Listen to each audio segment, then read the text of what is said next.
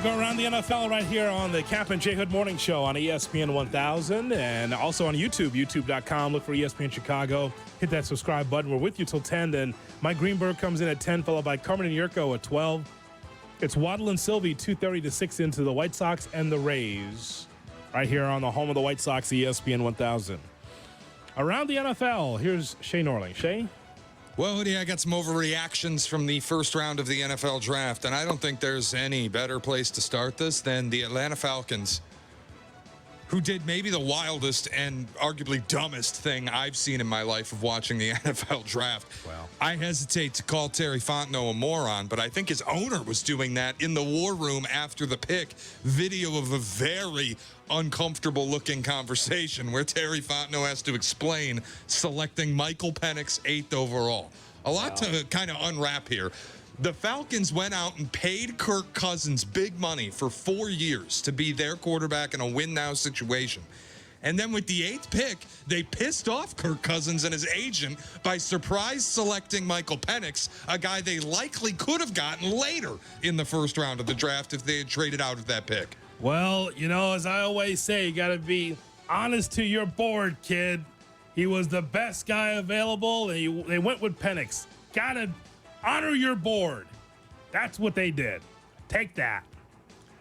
I would hope he's the number one on their board. Are you out of your mind? I was shocked. Cap. I mean, if you tell me you took a quarterback and he's not number one on your board, then you really don't know what you're doing. When you give a guy 4 years, $185 million with $100 guaranteed, like if you had brought him in a week ago and said, "Hey, sit down here. We want to have this conversation with you. If this kid's on the board at 8, we're going to take him, but you're our guy. We're paying you." I think he would have been okay. If you explain it to me, I get it. You call him while you're on the clock.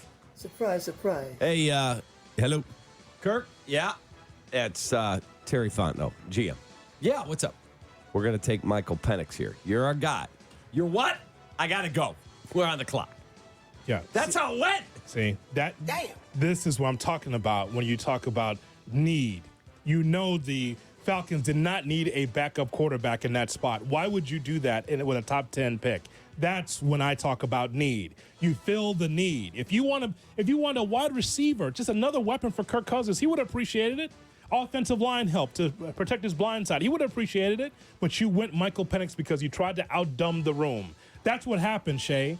So this whole thing is like, well, there's your board. If Penix was on top of your board in that spot, you don't know what you're doing. Then you think that Kirk Cousins is made of glass. Seriously. You ready for the Terry Fontenot quote? If you believe in a quarterback, you have to take him. And if he sits for 4 or 5 years, that's a great problem to have because we're doing so well at that position. So it's as simple as if you see a guy you believe in at that position, you have to take him. Yeah, anytime you can take a quarterback that you plan on sitting for 5 years and you're paying him a first-round contract and you're not going to see him play until his rookie extension kicks in, you just have to do it. What a moron. Sign general manager David Kaplan. Sign general manager Ryan No. Pace. No. I'm talking about the guy that's in there with me. That's on the board. That can't be on the board.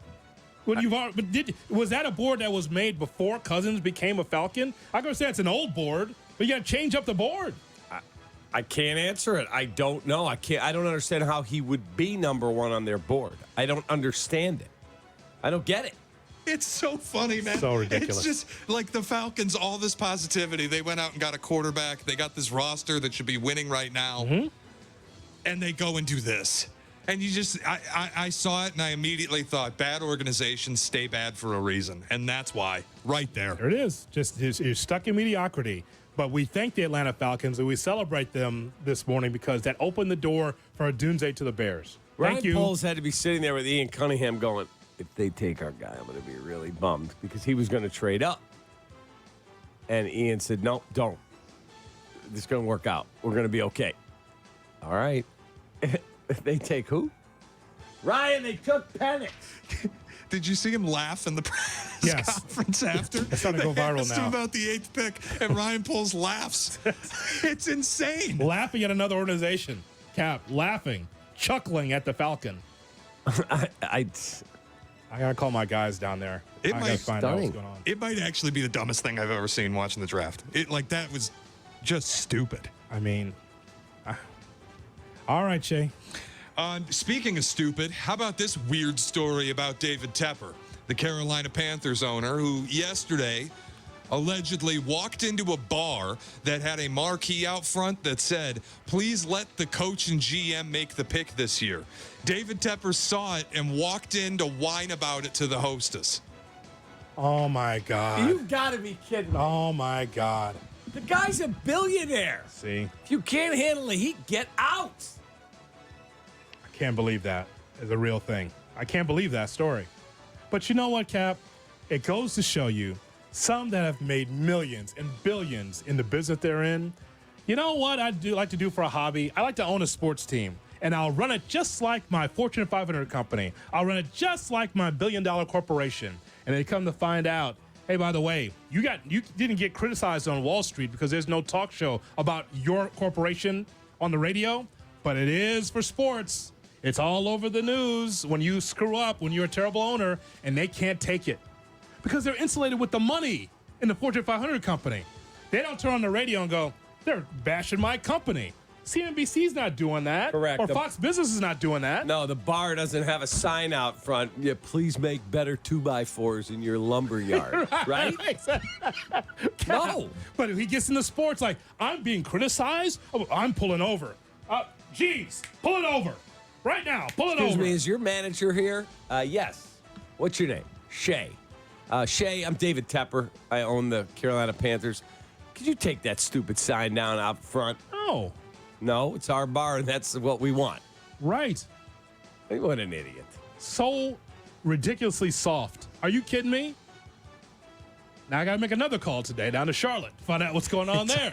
Unreal. Wow. That's That amazing. one's stunning to me. But Cap, did you understand the parallel I just made? Yeah. All these guys, they never get the criticism. They're always in the high places, and they're always getting pats on the back.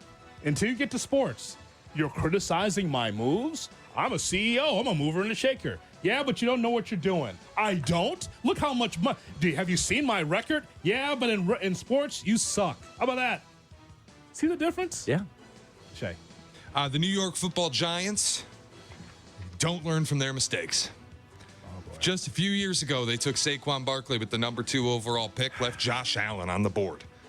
Whoopsie. That didn't work out in terms of winning football games. Got yourself a nice running back, but it didn't really matter in the long run.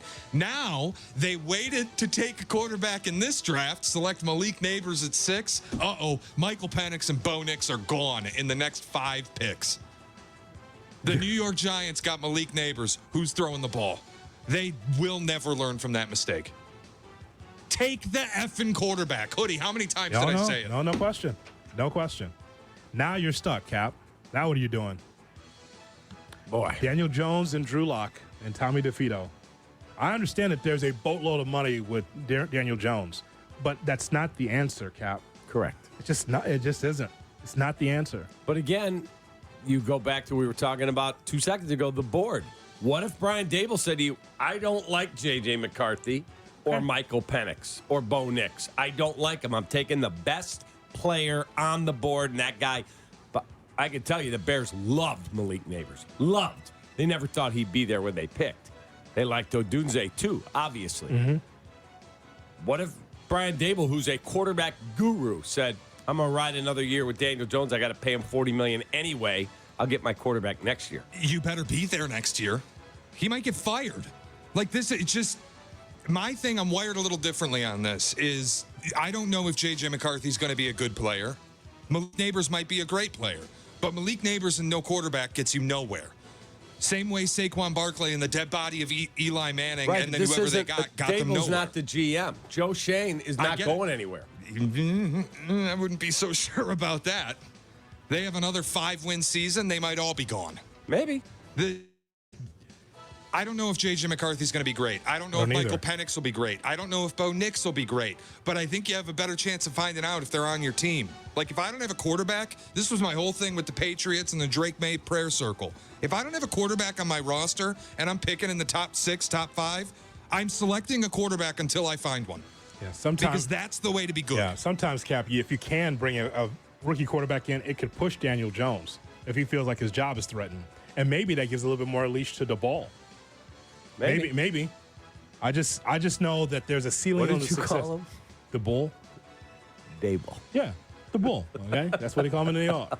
They call him the Bull, okay? The Bull. Again, I just go back to the GM. He may not be there, but he might, if he was not on a mic, might say to you, "Are you guys nuts? We did not have grades at that level for those guys. I'm not taking them." Okay. Okay. I mean, and it'll be like the same old Giants.